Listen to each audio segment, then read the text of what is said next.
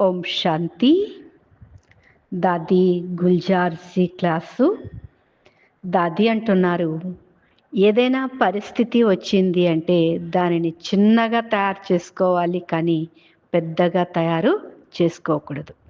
ఎప్పుడైతే ఆ పరిస్థితి చిన్నది, నేను పెద్దవారిని అనగా నేను పుట్టిన తర్వాతనే నా దగ్గరికి పరిస్థితి వచ్చింది, కానీ నేను పుట్టక ముందే పరిస్థితి రాలేదు అన్నప్పుడు ఆ పరిస్థితి చిన్నది.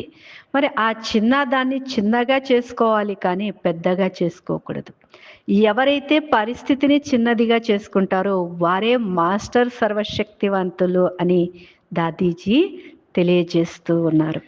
అయితే దాదీజీ యొక్క క్లాస్ విందాము. ఎవరైతే పెద్ద విషయాన్ని కూడా చిన్నదిగా చేసేస్తారో, చిన్న విషయాన్ని పెద్దదిగా చెయ్యరో వారే మాస్టర్ సర్వశక్తివంతులు. ఓం శాంతి. సంగమయుగంలో బాబా ద్వారా ఇవ్వబడిన కానుక సంతోషం. ఏ విధంగా సదా అందరి నోటిని తీపి చేస్తూ ఉంటారో అలా మీ ముఖము సదా హర్షితంగా ఉండాలని బాబా పిల్లలైన మన నుండి కోరుకుంటున్నారు. సంగమయుగం యొక్క అర్థమే అయింది అంధకారాన్ని తొలగించడం మరియు ప్రకాశాన్ని వ్యాపింపచేయటం. పాత ప్రపంచం వెళ్ళిపోతుంది మరియు కొత్త ప్రపంచం రానున్నది. కావున ఈ చిన్న చిన్న విషయాలు తప్పకుండా వస్తాయి. ఇది వాటి యొక్క సీజన్. కానీ ఏ విషయంలోనూ వచ్చినా కానీ విషయం పెద్దదా లేక మాస్టర్ సర్వశక్తివంతులు పెద్దవారా?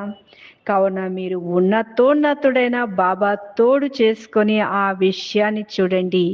మీ ఉన్నతోన్నతమైన స్థితిని గుర్తు చేసుకోండి.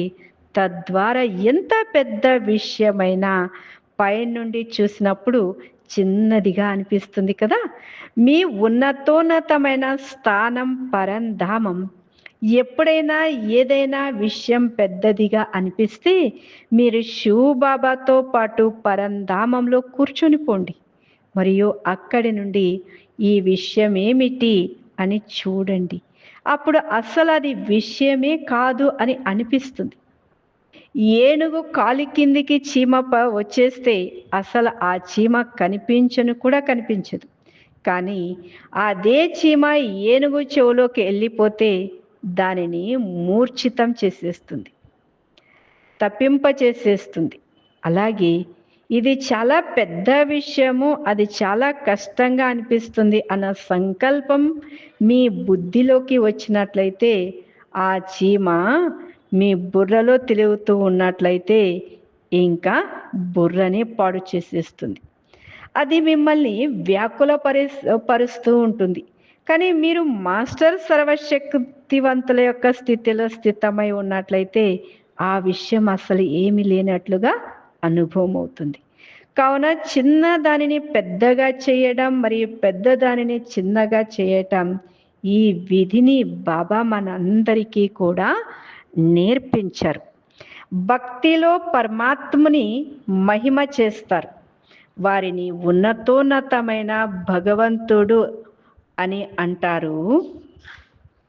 కావున మన బాబా ఉన్నతోన్నతమైన వారు. అలాగే మన స్థానం కూడా ఉన్నతమైన పరంధామం. అలాగే సంగమయుగం యొక్క సమయంలో బాబా మనందరి యొక్క స్థితి కూడా చాలా ఉన్నతంగా తయారు చేస్తున్నారు. కేవలం భక్తిలో చెప్పారు భగవంతుడు ఉన్నతోన్నతుడు అని. మరి ఆ ఉన్నతోన్నతమైన తండ్రే మన వారైనారు. మన యొక్క ధామము ఉన్నతమైనది, మన యొక్క స్థితి కూడా ఉన్నతోన్నతమైనటువంటిది, మనం ఉండేటువంటి సమయం కూడా ఉన్నతోన్నతమైనది.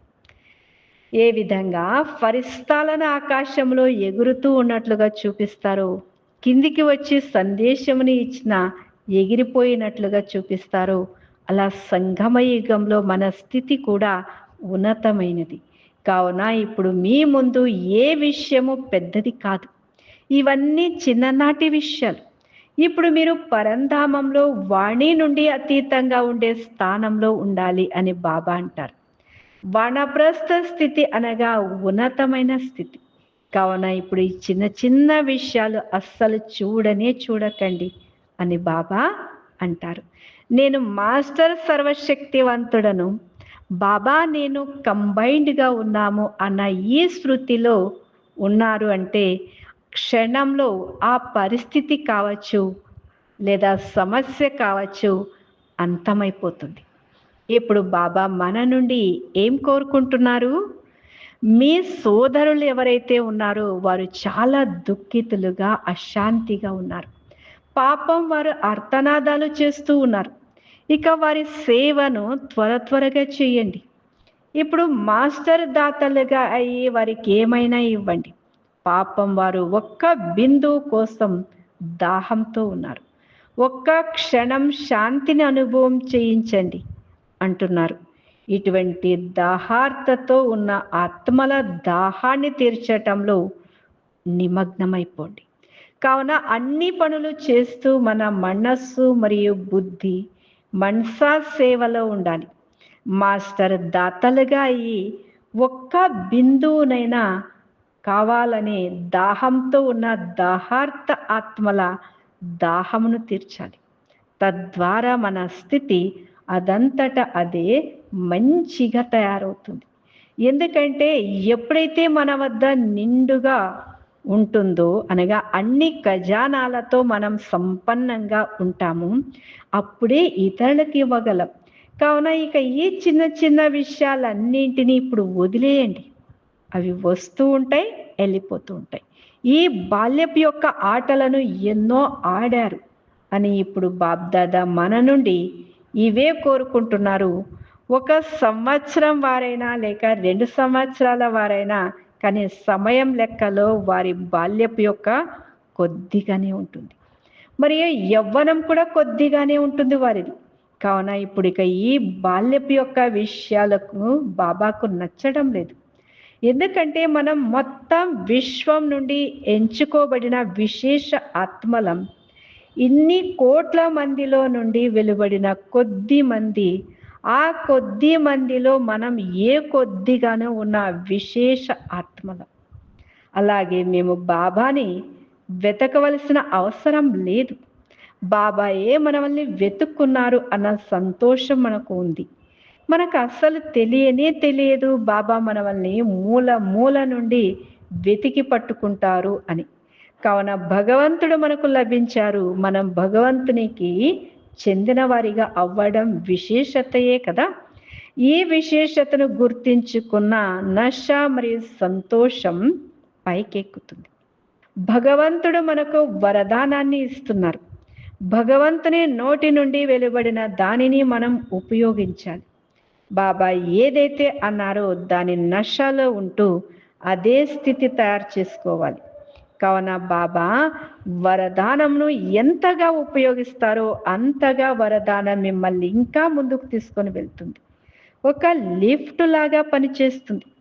బాబా వరదానం ఏమైనా తక్కువైన విషయమా? బాబా రోజు తెలిపే వరదానం మన హోంవర్క్గా భావించాలి. రోజంతటిలో దానిని ఉపయోగిస్తూ ఉన్నట్లయితే వరదానాలతో మన జోలి నిండుతుంది.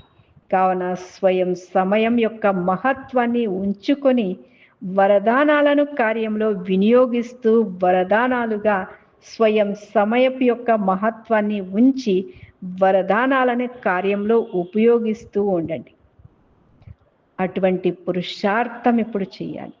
అన్ని ఖజానాలను ఉపయోగించండి అనగా కార్యంలో వినియోగించండి. బాబా వరదానాలను సఫలం చేసినట్లయితే సఫలత మీ జన్మసిద్ధి అధికారంలో ఉంటుంది.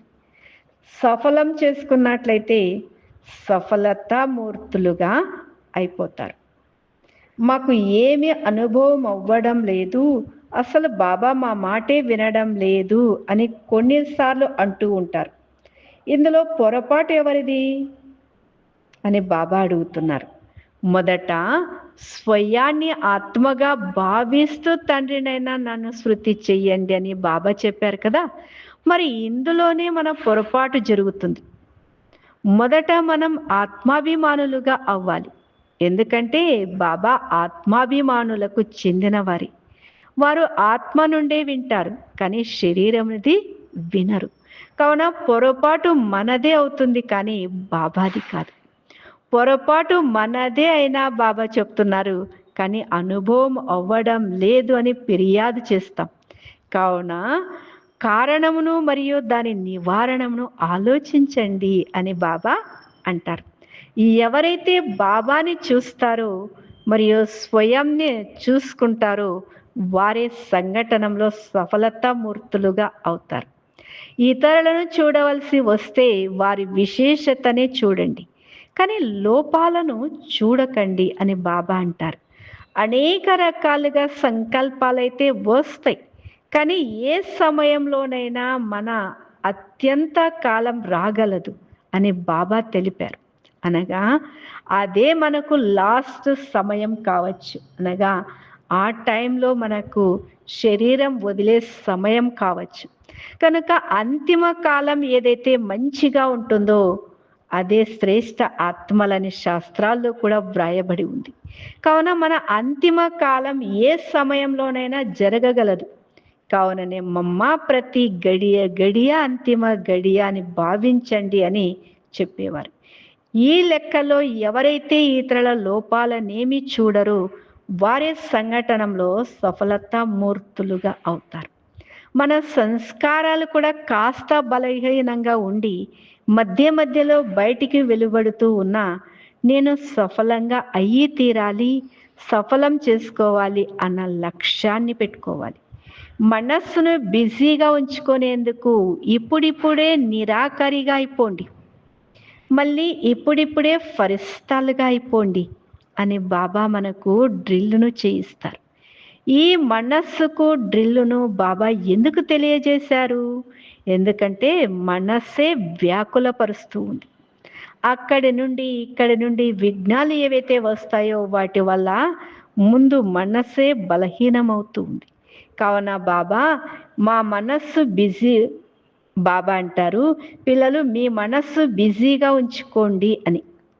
మన చేత అండర్లైన్ కూడా బాబ్దాదా చేయిస్తూ ఉన్నారు. ప్రతిరోజు మురళిని వినండి, మనస్సు కొరకు హోంవర్క్ తయారు చేసుకోండి. ఒకటేమో మనస్సుకు డ్రిల్లు, ఇంకొకటి మనసా సేవ. వీటిని మనం అండర్లైన్ చేసి ప్రాక్టికల్లోకి తీసుకొచ్చినట్లయితే తప్పకుండా మన చిన్న చిన్న విషయాలు బాల్యపులో బొమ్మలతో ఆడుకున్నట్లుగా అనిపిస్తుంది. ఇప్పుడు బాబా ఏదైతే అండర్లైన్ చేయిస్తున్నారో దానినే మనం అండర్లైన్ చేస్తూ ఉన్నట్లయితే సహజ పురుషార్థులుగా అయిపోతాం. బాబా మనతో కంబైన్డ్గా ఉన్నారు. కావున కంబైన్డ్గా ఉన్నాము అన్న శృతి ద్వారా ముందుకు వెళ్తూ ఉండండి. అప్పుడు ఏ విఘ్నం కానీ ఏ సమస్య కానీ బాబా ముందుకు రాజాలదు. అనగా మీ పైన ఎప్పటికీ విజయాన్ని పొందలేదు, సదా మీరు విజయులుగా అవుతారు. ఎందుకంటే బాబా నేను కంబైన్డ్గా ఉన్నాము అనేటువంటి శృతి ఉండడం ద్వారా. ఓం శాంతి. కనుక ఇదే అభ్యాసం చేయాలి. మనస్సును బిజీగా పెట్టుకోవాలంటే ఒకటి మనస్సుకు డ్రిల్లు, ఆ తర్వాత మనసా సేవ. ఈ రెండింటిలో మనస్సు బిజీగా ఉంది అంటే మరి మనస్సులో ఎప్పుడు కూడా సమస్య కానీ విఘ్నం కానీ పరిస్థితి కానీ వెళ్ళలేదు. ఎందుకంటే ఇవే నిండుగా ఉన్నాయి, ఇంకా అవి వెళ్ళడానికి మనస్సులో చోటు లేదు. కాబట్టి సదా ఇదే డ్రిల్ చేస్తూ ఉన్నట్లయితే బాబా అంటున్నారు సఫలత జన్మసిద్ధి అధికారిగా అయిపోతుంది. ఎందుకంటే ఇప్పుడు చాలా తక్కువ సమయం ఉంది. భలే ఎంత తక్కువ సమయంలో వచ్చిన వారైనా కావచ్చు, వాళ్ళది బాల్యం కూడా చాలా తక్కువగానే ఉంటుంది, అలాగే యవ్వనం కూడా వాళ్ళు చాలా చాలా తక్కువగానే ఉంటుంది. కాబట్టి ఇప్పుడు మేము ఇప్పుడిప్పుడు వచ్చినామా అనుకోవద్దండి. సో ఇప్పుడు వచ్చినా కూడా మీరు వృద్ధులే కనుక అనుభవిగా అవ్వండి. అనుభవిగా కావడానికి ఒకటే లక్ష్యం పెట్టుకోండి, నేను మాస్టర్ సర్వశక్తివాన్ ఆత్మనైనాను అనే ఈ వరదానం ద్వారా. సో నేను బాబా కంబైన్డ్ స్వరూపంలో ఉన్నాము అనే ఈ వరదానము ద్వారా వచ్చేటువంటి సమస్యలను పరిస్థితులను దాటుతూ సో మనస్సు యొక్క డ్రిల్లు మనసా సేవ చేస్తూ ఉన్నట్లయితే నేను ఉన్నతోన్నతుడైన తండ్రికి సంతానమైనాను, ఉన్నతోన్నతమైనది నా ధామమైంది, అలాగే సంగమయుగం కూడక ఉన్నతోన్నతమైన సమయము అయింది అన్నప్పుడు నా స్థితి కూడా ఉన్నతోన్నతంగా ఉండాలి అని ఈ లక్ష్యాన్ని పెట్టుకొని పురుషార్థంలో ముందుకు వెళ్తూ ఉంటే సో ఆ యొక్క స్థితి తయారు చేసుకోగలుగుతాం. మరియు బాబా సమానంగా సంపన్నంగా సంపూర్ణంగా అవ్వగలుగుతాం. ఇది క్లాసు వినిపించారు మనకి. ఓం శాంతి.